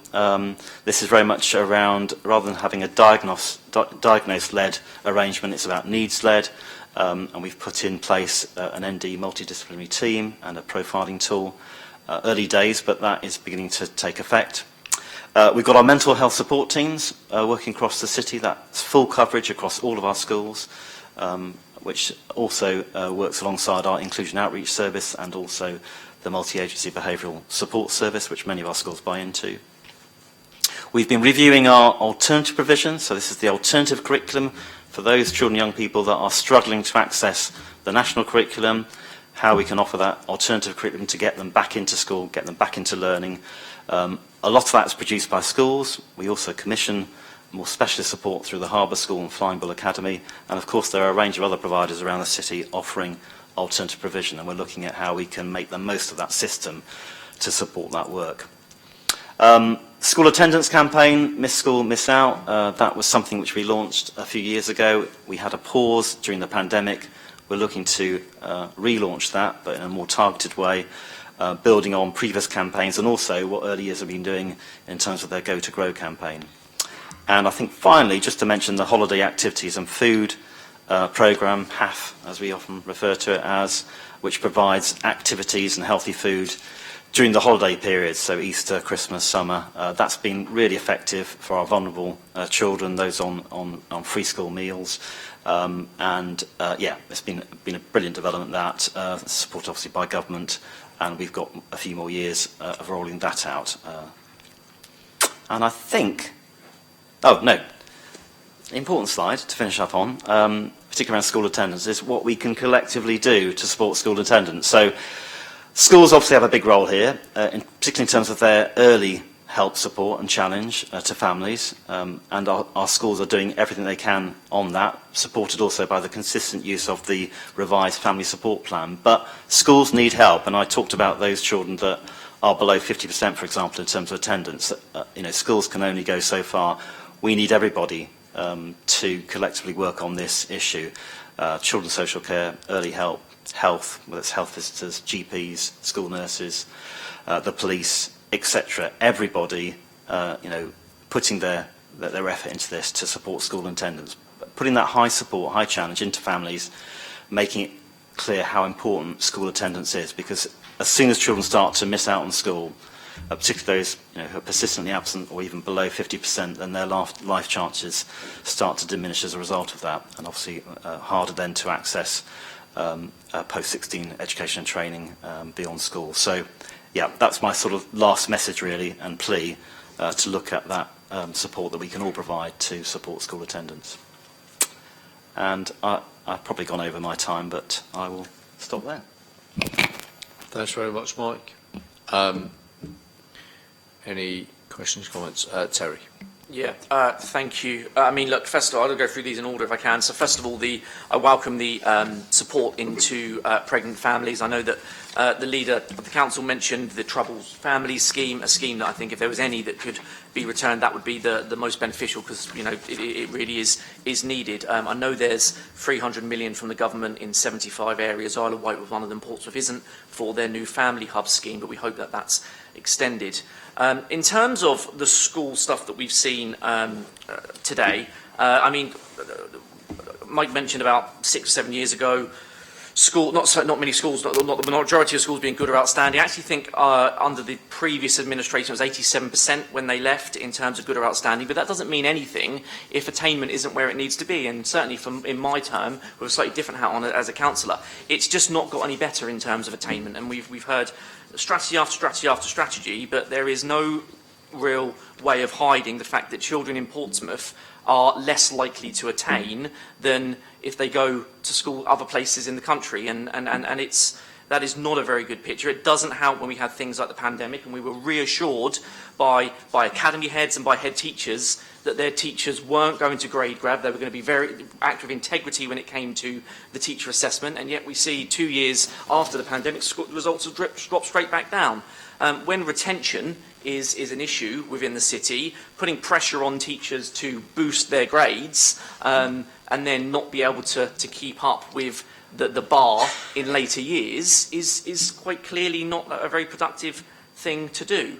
I guess this all links into behaviour, and I'm going to try and come on to the policing element there, and a big part, I think, of this is down to behaviour in schools, and we're you know, with a push for schools to deal with behaviour units in-house, it is, of course, having a knock-on effect on attainment. And I know there are examples of relational practice, which effectively is kind of deal with it yourselves in-house. And we talk about Trafalgar School, but again, great work that they're doing in terms of their inclusion, but it's not reflected in their results. So there needs to be a balance, I guess, between do we want, you know, inclusion, or do we want results? And if we're ignoring the fact that children are significantly underachieving in the city, it becomes a very, very difficult area. However, I think there is some work to be done with the police. Of course, we want the police to be doing the job that only the police can do, and where there are areas when it comes to extreme behaviours and criminality in schools,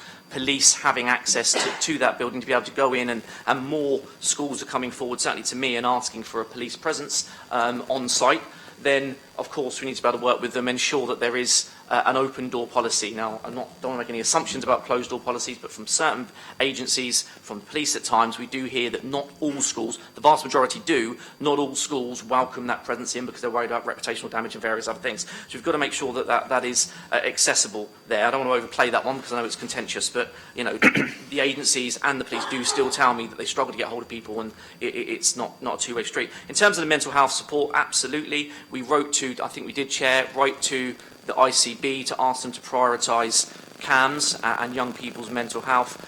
Again, from a policing perspective, with 11% of police calls coming in being around mental health, an absence of other services is putting an unwanted pressure, I think, on police forces to deal with things that, you know, others should be gripping, really. But the key thing here, I think, is around obviously that, you know, that attainment, and it doesn't seem to be getting any better. Shall I just come? Yeah, I mean, I don't necessarily disagree, actually, with what you said, Councillor Norton. I would say that I think inclusion attendance is inextricably linked to attainment, because if we don't have kids in school, clearly they're not going to attain. And that is an issue for us in the city. It has been a long-standing issue. I welcome the fact that we're a priority education investment area. It puts the spotlight on us, but I think, you know, we need some investment. And also I think we need to... we had a meeting with the regional director for the Regions Group, Kate Dethridge, and you know, made it very clear to her that we're putting that challenge into our Academy Trust to raise the bar, because, yeah, I agree with you, it's not good enough in terms of attainment and progress, and that's what we'll be doing, you know, relentlessly. And I think this investment and the focus on literacy, maths, school attendance, and some of our underperforming groups, particularly white British boys, for example, over the next 3 or 4 years, is going to be, I think, you know, really important. But yeah, I can't disagree with what you're saying. Thanks. Susie. Hi. Terry and I don't always see eye to eye on philosophy of education, but anyway, I'll be as respectful as I can on some of it. No, I absolutely agree about the challenge, and I think we can't avoid the challenge around standards. It is the measure that we have to live within. That schools are judged on one set of statistics which are around exam attainment, and exam results are king, and absolutely take it on the chin around why is it that we can't do as well in that game as other places who maybe have similar circumstances. That's fine. It is a conundrum. I spend a lot of time talking to Mike and Hayden about this. But I think and by the way, I don't think that Ofsted results mean nothing if you don't get attainment, because actually Ofsted look beyond exam results, and actually that for me is the most important thing. But anyway, we'll leave that one side. So I suppose the point that I want to make is, and anyone who's heard me get on my soapbox about this, is there's different ways of getting from A to B. And if the end game is exam results, then we have to look at the journey that we take from getting from A to B. We are a poor city with challenges and massive inequalities, and I think I don't think we can use the pandemic as an excuse, but I do think we can look at some of the strategies that we had in place which were beyond the school gates, around family safeguarding, around multi-agency working, around health inequalities, and look at some of the things that were to some extent making progress at closing that gap, and then the pandemic came along. It's not an excuse, but if you're already disadvantaged, then the pandemic would have had a disproportionate impact on you. If you were at home, homeschooling, in a beautiful bedroom with 5 other acres of land around you and parents who were happy to teach you at home, you were in a better position than you were if you were stuck in a maisonette with 4 other siblings, and special educational needs and all the rest of it. So I do want to give that context, and this is the forum where I think it's going to be most understood. Absolutely agree with the things that Mike said, and I'm not going to go through all of them, but attendance is key. And it has to be a family thing. It cannot just be around the child not attending. Why is a child not in school? There has to be a reason, and we need to work collectively along that. The other theme for me is around mental health.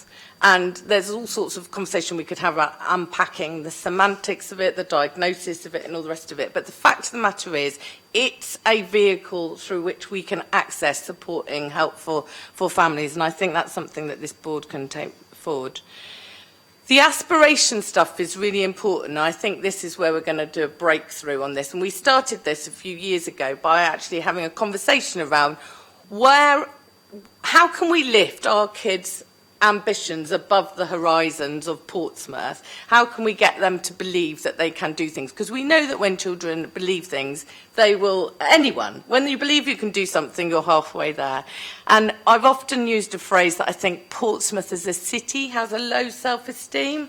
And actually that's where we come back to the kind of mental health issues around what can we do collectively, multi-agency, instead of just criticising people and using measuring and hard tools for telling people that they should sort themselves out. How can we be part of the solution?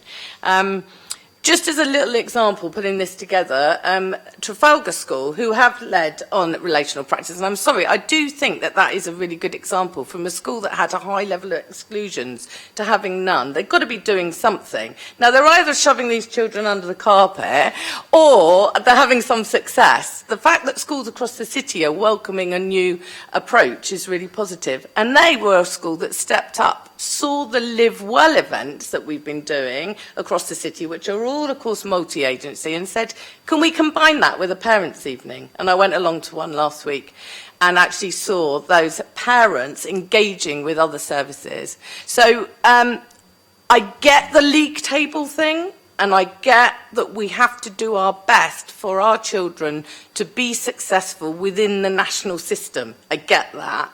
But actually, we are a city which has a very set of complex issues. But actually, we have, I believe, the right values to sort those out. And the representations within this board are probably the best platform on which we can do that. So I think the attendance stuff is a really good bringing it back from my big picture stuff into actually what can we do. The attendance one is a really good one to focus on, and everyone in this room can actually do something to help that situation. Off soapbox. Joe. I'm not sure I can follow that, Susie. I wholeheartedly agree, and your passion shines through. I suppose building on that, my question, I think, is you're doing a huge amount in aspirations and careers for children, and I just wondered if, as organisations and with health and wellbeing, and the fact that between us we cover some of the biggest employers in the city, are we doing enough to really be represented at those events? And my guess is we're probably not, and I know it's something Hayden and I and Andy, we've talked about. We want to do something more, but it would be interesting to take your view, Mike, as to whether health and care is represented well enough, and whether we sell our story as being a good employer. Yeah, or is there more we can do? There is some representation, but I think you're absolutely right, Joe. We could certainly do more. We've got a lot of industries there, some of our growth industries that are important, and they're the jobs of the future. But actually, when you think about where most of our employment is, it's within those services, isn't it? So, and that's where we've got lots of opportunities. So I think we are underselling ourselves a bit. Anything you and others can do to help support those sort of events, and that would be great. Yeah, and happy to put you in touch with people who can support that. Thank you. I think that'd be great. I think you're being polite in saying we're underselling each other. I suspect we don't come across as either accessible for some of the children in the city, or as exciting as career opportunities. So we've probably got some more we can do. Thank you. Any other comments, etc.? Susan. Just to say that we've got a watch up about Aspirations Week. So if anyone here who wants to put forward, now they've heard me talking about why I think it's important. If anyone can offer up stuff, we can feed it back into the wash up and try and make it bigger and better next year. Thank you. And I'd just like to add my little bit there, and I'm sure Diane would agree. With the voluntary community sector as well, which is, of course, is a big chunk of our workforce in the community. And though we do have some younger people who work in the sector, there's also a lot of people who find their way round to it eventually, whereas there's actually, for a lot of people, because it's so diverse, it might well be something that would be really good. Just on the... I completely agree on the attendance side. When I was school governor at Milton Park, primary, I stopped being a governor 9 years ago now, but there was a huge amount of work that went on. I mean, ludicrously proactive by the senior leadership team in actually going out and getting children into school. And we know how incredibly hard people work, and we know what a difference it makes when you have that kind of commitment. And it really makes a difference. And I also know from my, not in Portsmouth, but from when my mum was a teacher at a school which mainly had its catchment from an estate, a council estate in Hastings, that again the work to get children into school in the first place had the biggest impact on attainment, because, as was made out, if children are in school, you can't teach them. And it's what is so frustrating about, there's lots of things that have happened with the pandemic in lots of areas that we deal with, but I think that education generally across the country has been the biggest thing that has been such a detrimental impact, because children are our future, and the things that you've lost effectively for 2 years you can't get back, and all those things will be put in place where people got into routines were broken, and that's made it really difficult. But thank you, Mike, to you and Sarah and the rest of your team as well about the work you're doing with people in education. From everything I've seen, I think we're doing everything in the right direction, but it's a long process, and I think that's really come across in the work today that's been presented today. Just to say, we're going to drop the Superzone update from the agenda for today. We're going to bring that back at the NEST Health and Wellbeing Board. It's coming to, there's also one coming to Cabinet as well. But thank you to Andrew, who sat through the whole of the meeting with Helen. But I hope it's been useful. But on to something we do have to address today, which will be our final item now, which is Combating Drugs Partnership Needs Assessment and Plan. Over to you, Alan. Good afternoon. I'll make it as brief as I can. I think the paper details everything I was going to say. So essentially, we're bringing the substance misuse plan to the Health and Wellbeing Board for approval. There's a large amount of work that's been undertaken to look at the needs assessment, and we've provided a copy of the needs assessment within the appendices. We have a requirement to have a combating drugs partnership and to undertake a needs assessment and to develop a plan for the work that we're going to do. So within the needs assessment, there are some key things some key challenges that have been highlighted, which are detailed in the paper, but not limited to. Our substance misusers have really poor physical and mental health, but they also have very high levels of unmet need. The discussion around pharmacies was a really interesting one because we have 500 or so people on substitute prescribing who access those pharmacies for their medications, not perhaps the easiest customers. We would struggle to deliver that service without a good spread of pharmacies. Otherwise, we'd be delivering from one base, and you really wouldn't want 200 or 300 drug-using clients turning up in one place every day to get their meds. So pharmacies are really important. We've highlighted a lack of capacity and work that's required within our young people's services, and that's detailed within the needs assessment and addressed within the plan. So just to skip kind of to the end of the paper, there's 3 key priorities which we've identified within the plan.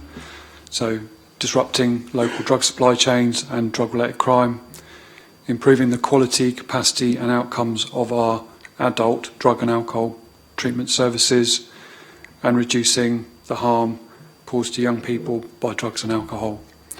And each of those actions has a series of objectives, a priority champion who will lead that within the Combating Drugs Partnership and be accountable and hold to account officers for the work. And then there is an action plan that sits underneath each objective which details the work that we'll be doing. That will be monitored by the Combating Drugs Partnership, and there will be a performance framework with a whole raft of measures to measure our performance against each of those areas, which we intend to bring here on an annual basis for your review and so that the Health and Wellbeing Board can hold us to account. So I'm asking that you note the needs assessment and approve the plan. But just one quick caveat, the plan isn't written in stone forever. It can be adapted over time as priorities shift and needs are identified further. Thank you. Thank you, Alan. Comments, questions? Diane. Just very quickly, I wanted to say it was an incredible paper. Quite a read and a journey, but wow. So thank you very much. Thank you, Diane. And I think we all echo that.